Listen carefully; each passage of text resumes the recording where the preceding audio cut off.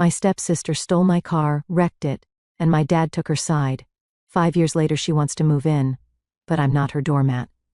My name's Laura, and when I was 13, my life pretty much turned into a mess.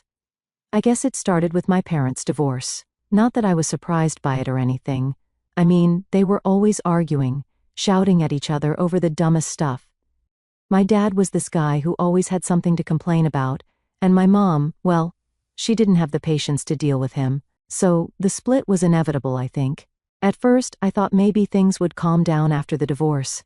You know, like no more fights, just peace and quiet. But no, things got a lot weirder fast. They agreed to split custody of me, weekdays with my dad and weekends with my mom, since she had this demanding job. So I'm bouncing back and forth between their houses, and it's lonely, man. Being an only kid, I didn't have anyone to talk to about how messed up everything felt. But then, 3 months after the divorce, my dad hits me with this announcement. He's got news, big news. He's getting remarried, and he's moving in this woman, Mary, along with her daughter Jessica. He's acting like it's the best thing ever, like I should be happy to suddenly have a new sister. I remember sitting there just nodding along, but inside, I was screaming. I didn't ask for any of this. I didn't want a new mom, and I definitely didn't want some stranger invading my space. So I meet them. Mary seemed all right at first. Kind of cold, but not rude. But Jess, she's like this perfect, shiny 14-year-old, all smiles and sweetness. At least, that's what everyone else saw. The first couple of weeks, I was trying to be nice, get along, you know. But it became clear real quick that this wasn't going to be like some Disney movie where we all magically get along and become one big happy family. Nope. Jess was the favorite right off the bat. And it sucked. Like, on her birthday, my dad threw her this big party with cake, decorations, the whole deal, and I'm just standing there like, what the hell? Because my birthday was 2 months before that. And guess what? I got nothing, not even a happy birthday from him. I'm not exaggerating, he legit forgot. But for Jess, oh, she was the princess and I was just there. It didn't stop there either. My dad started driving her to school every day, which was just another slap in the face because I still had to take the bus like some random nobody.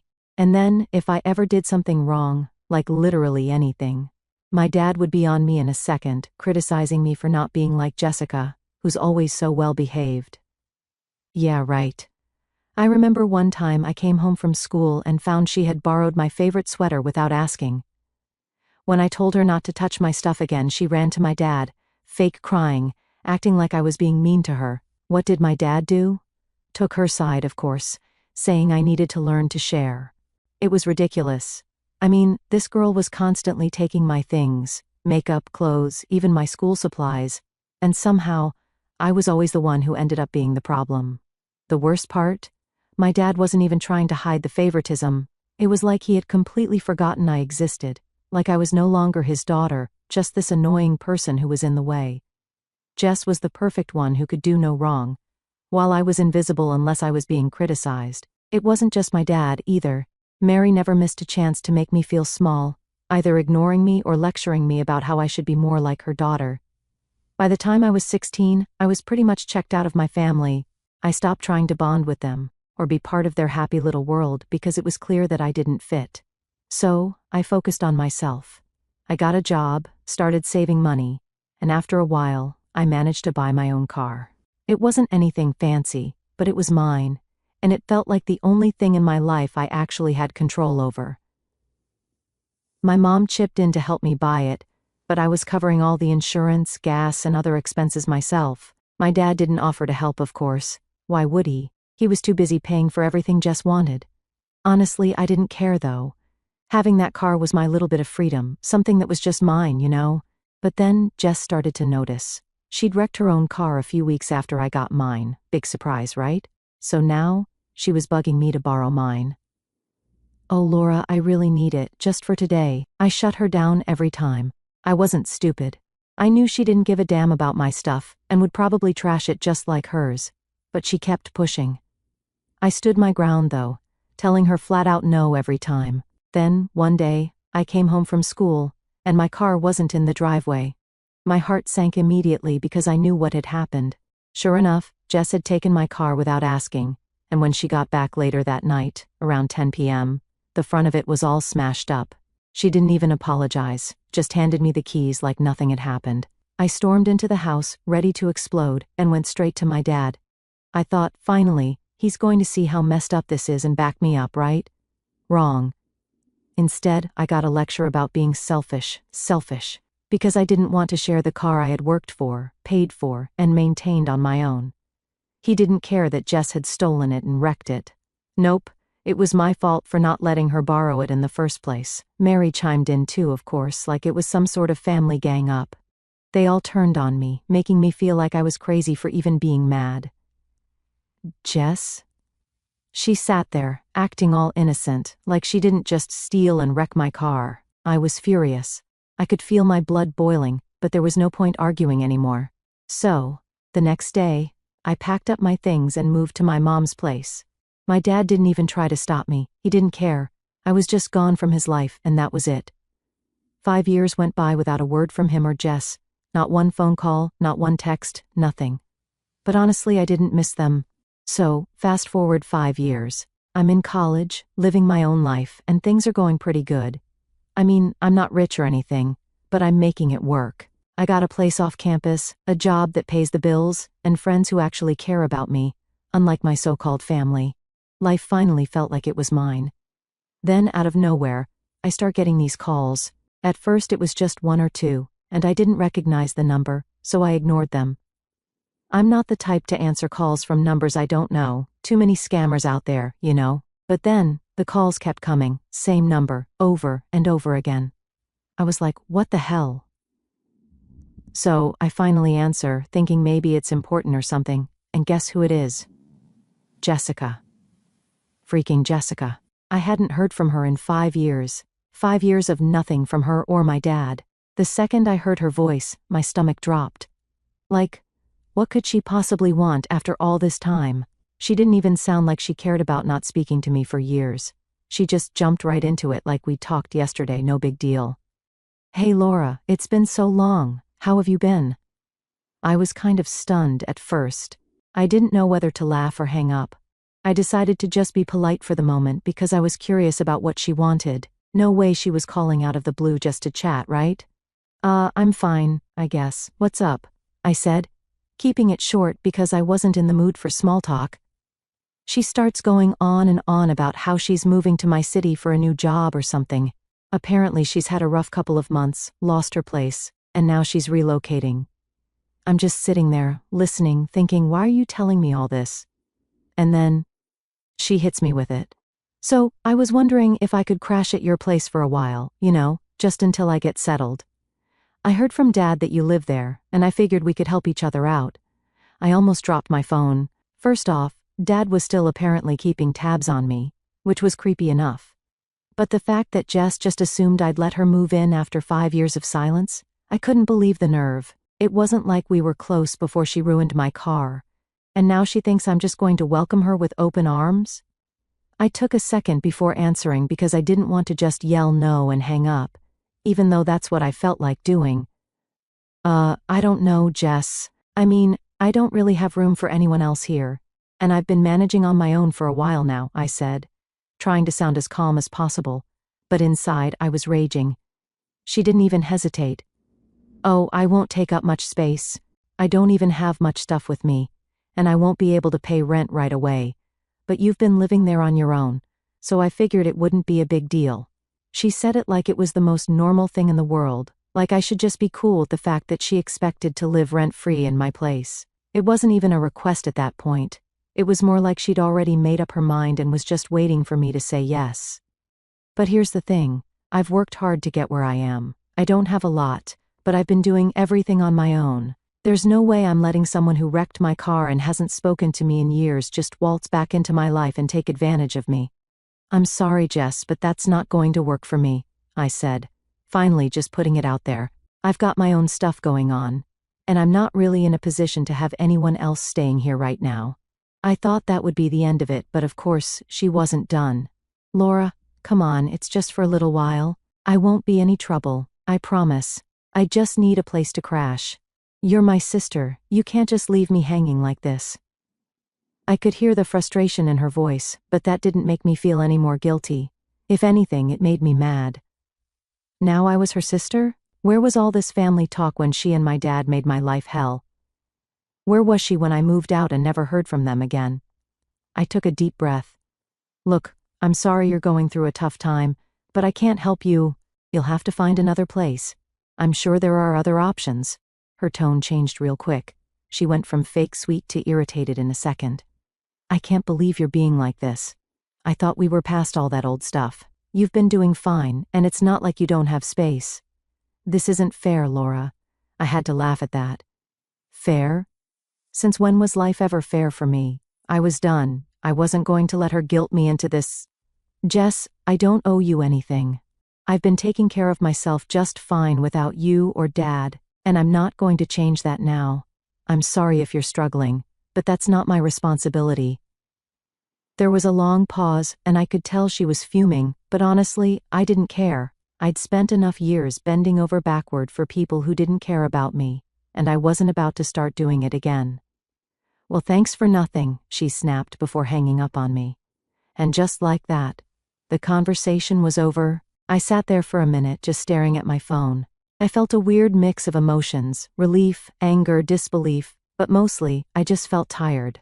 Like, why did I even have to deal with this? I had built my own life, moved on from the mess of my childhood, and now they were trying to drag me back into it. But at least I stood my ground.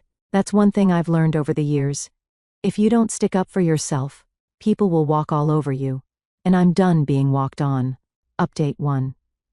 So, after the whole mess with Jessica, I figured things would go quiet again, like they had been for the past 5 years. I was actually kind of relieved after I told her no. I didn't feel bad about it because, honestly, she didn't deserve my help after everything. But life doesn't just let you move on that easy, right? It was a few days after the whole Jessica thing, and I was just chilling, trying to get some schoolwork done, when my phone rang again. This time it wasn't an unknown number, it was my dad. Yeah, my dad, who hadn't bothered to contact me once in 5 years. I stared at the screen for a second, kind of frozen, because I honestly didn't expect him to call me ever. A bunch of thoughts rushed through my head. Maybe he was calling to apologize, or maybe he had finally realized how badly he treated me. I don't know. I guess part of me was still holding out hope that he would call just to say, "Hey, how are you? I miss you," or something like that. So, stupidly, I answered. "Hello," I said, trying to keep it neutral because I wasn't sure what was coming. "Laura," he said in that serious, annoyed tone he always used, like he was about to lecture me. Right then, I knew this wasn't going to be a nice conversation. "Hi, Dad," I replied, already feeling the tension building. "I heard from Jessica," he said, and immediately, I could feel the heat rising in my chest. Of course he was calling because of her. "Oh yeah?" I said, trying not to let the frustration leak into my voice. He sighed, the kind of sigh that made it sound like I was the problem here. "She told me you refused to help her. She needed a place to stay, and you just turned her away. How could you do that to your sister?" "My sister?" He actually had the nerve to call her that. I hadn't heard from him in years, and now he was coming at me, accusing me of being selfish because I didn't let the girl who wrecked my car and ignored me for half a decade crash at my place. I could barely believe it. "Dad," I said, trying to stay calm even though I was boiling inside. "Jessica and I haven't spoken in 5 years. She took my car without asking, wrecked it, and you didn't even care. You didn't even check on me after I moved out. Now she suddenly needs a place to stay, and I'm just supposed to forget everything and let her move in? You're still holding on to that?" he snapped, like I was being unreasonable for remembering the whole car incident. "That was years ago, Laura. She's your family. You need to get over it." Get over it? Seriously? It wasn't just about the car. It was about being ignored, being treated like I didn't matter for years while he doted on Jess like she was his real daughter. I wasn't going to let him twist this around and make it seem like I was the one in the wrong. "Dad, it's not just about the car. You and Jessica made my life hell back then. You never cared about me unless I was in trouble or being criticized. I'm not going to let someone who's treated me like crap for years just walk back into my life because now they need something." There was a pause on the line, and for a second, I thought maybe I had finally gotten through to him. Maybe he would see things from my perspective for once. But nope. Instead, he exploded. "You're so selfish," he yelled. "All these years, I thought you'd grow up and learn how to be part of a family. But you're just as inconsiderate as ever. Jessica needed you, and you turned your back on her. What kind of person does that? I couldn't believe what I was hearing. I was selfish? The guy who hadn't spoken to me in years, who never once checked to see if I was okay after I moved out, was now calling me selfish because I didn't want to let his golden child mooch off me? It was like I was living in some kind of twisted alternate reality. Dad, you have no idea what my life has been like for the past 5 years, I said, my voice shaking now because I was so angry. You've never even asked. You didn't care when I left. You didn't care when I struggled to get by on my own. And now you suddenly want to lecture me about family? You don't get to do that. He went quiet for a moment, but I knew he wasn't done. I could almost picture him pacing around, trying to come up with something to say that would make me feel like the bad guy. You're going to regret this one day, he said, his voice low but still full of anger. When you realize you pushed your family away and there's no one left to help you, you'll see how wrong you are. I'm disappointed in you, Laura. I really am. That was it, that was the breaking point for me. I'd spent years trying to figure out why my dad didn't love me the way he loved Jessica, why he treated me like I was a burden instead of his daughter.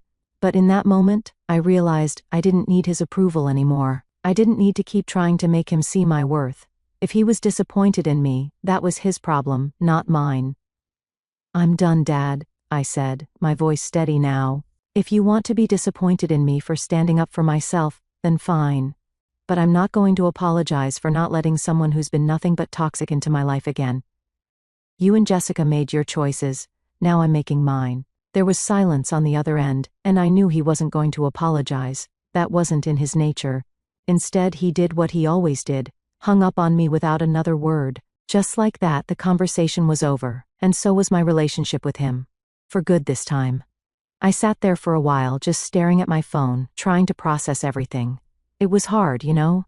No matter how bad things were, a part of me still wanted to believe that my dad would come around eventually, that maybe we could have a real father-daughter relationship someday.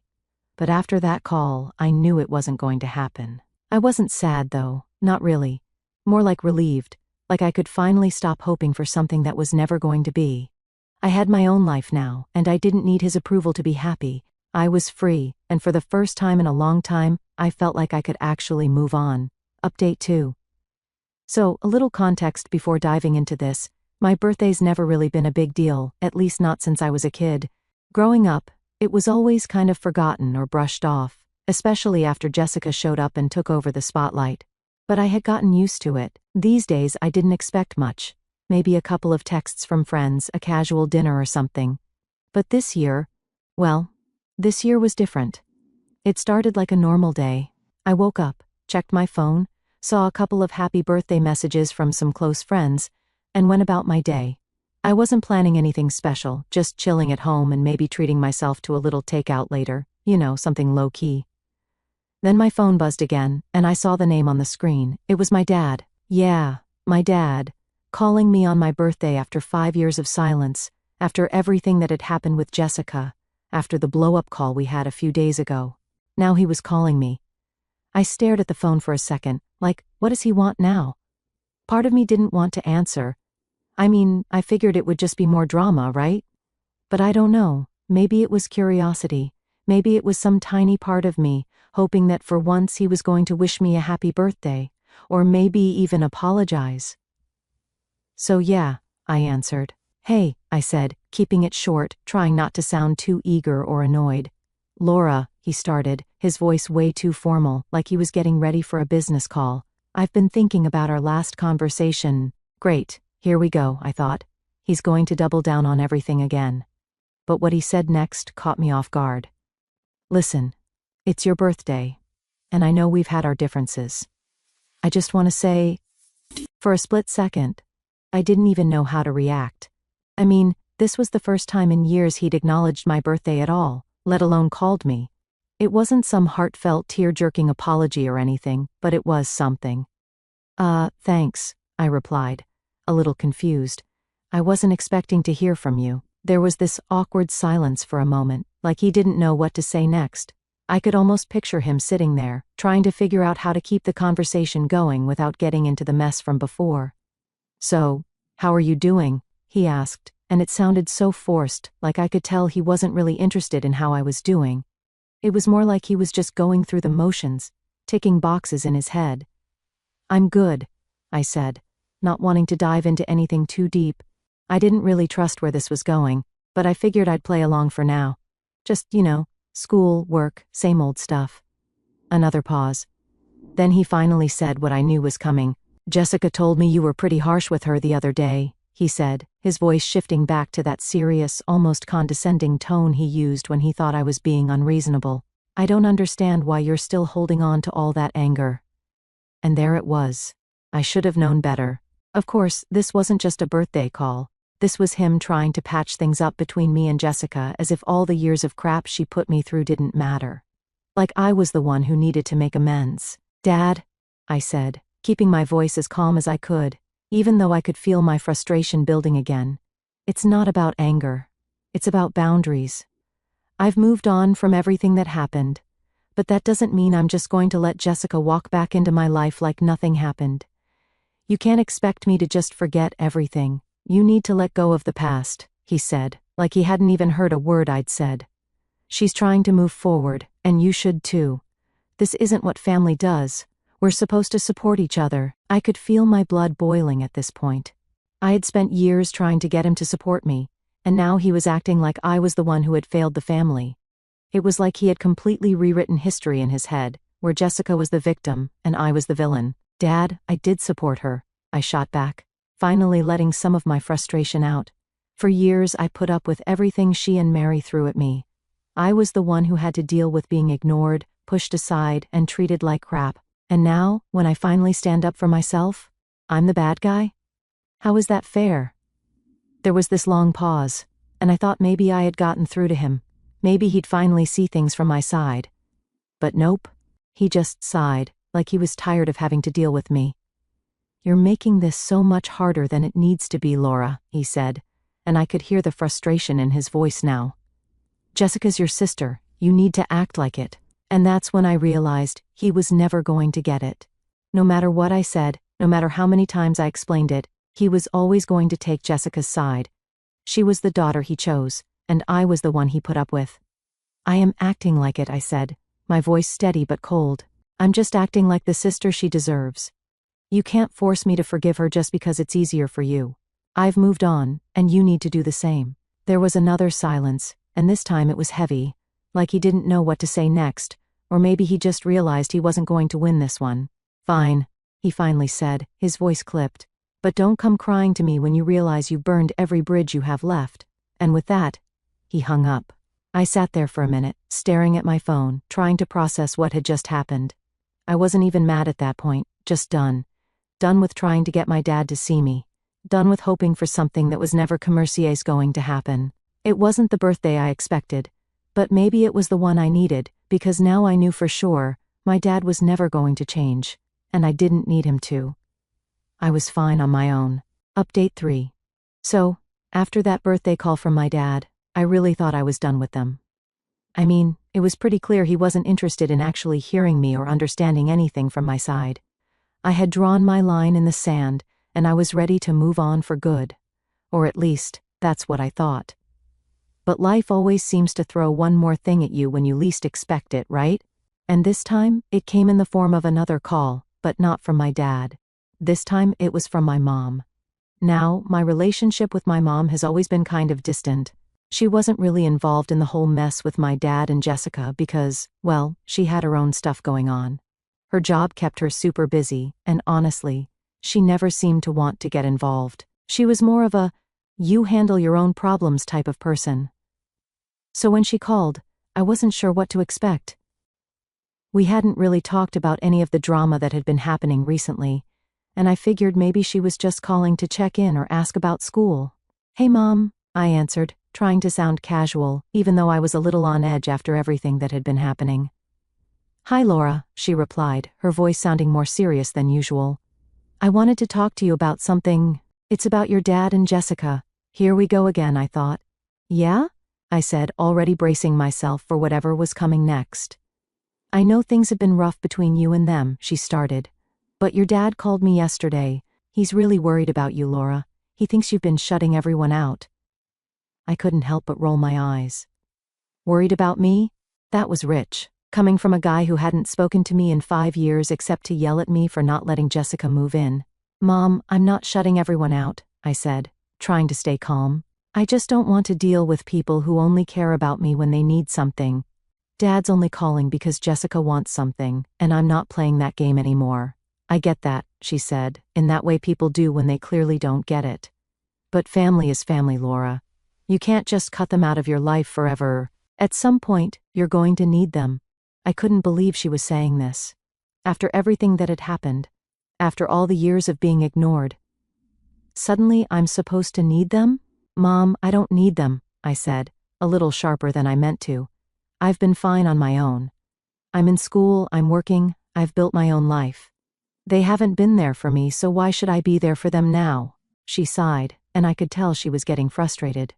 Look, I'm not saying what they did was right, but sometimes you have to be the bigger person. Holding on to all this resentment is only going to hurt you in the long run. There it was again.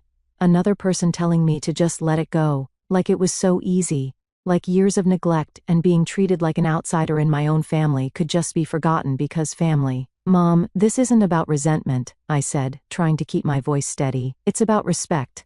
They've never respected me, and I'm not going to keep letting them walk all over me just because we're related. I've spent too long trying to be the bigger person, and it's gotten me nowhere. She didn't say anything for a minute, and I could hear her thinking it over. I hoped for a second that maybe she'd finally understand, but then she said the last thing I expected. You know, your dad's right, she said quietly. You've always been so stubborn. You never let anyone in. That's why things are like this. I was stunned. Stubborn? Me? I'd been bending over backward for years, trying to fit into a family that never wanted me, and now I was the stubborn one? Are you serious right now? I asked, my voice shaking with disbelief. I'm the one who's been stubborn? I'm the one who's wrong here? I'm just saying, she replied, her voice calm, like she was giving me some kind of life lesson. If you don't learn to let people in, you're going to end up alone. That was it. The final straw. I couldn't believe that even my mom, the one person who should have understood what I'd been through, was blaming me for everything. Mom, if letting people in means getting treated like garbage, then yeah, maybe I will end up alone, I snapped. But at least I won't be miserable. I'm done being the one who has to make everything better. If they want to fix things, that's on them, not me. She didn't say anything after that. I think she realized she'd pushed too far. But honestly, I didn't care anymore. I was done with all of it. I got to go, I said, cutting the conversation short before she could say anything else. Laura. But I didn't wait for her to finish. I hung up and just sat there, staring at my phone, trying to wrap my head around the fact that even my own mom was siding with them. At that moment, I realized something. I didn't need their approval. Not from my dad, not from Jessica, and not even from my mom. I'd spent too long trying to get people to see me, to value me, and all it had done was make me feel worse. So, yeah, maybe I was stubborn. Maybe I was shutting people out. But if that meant protecting myself from getting hurt again, then so be it.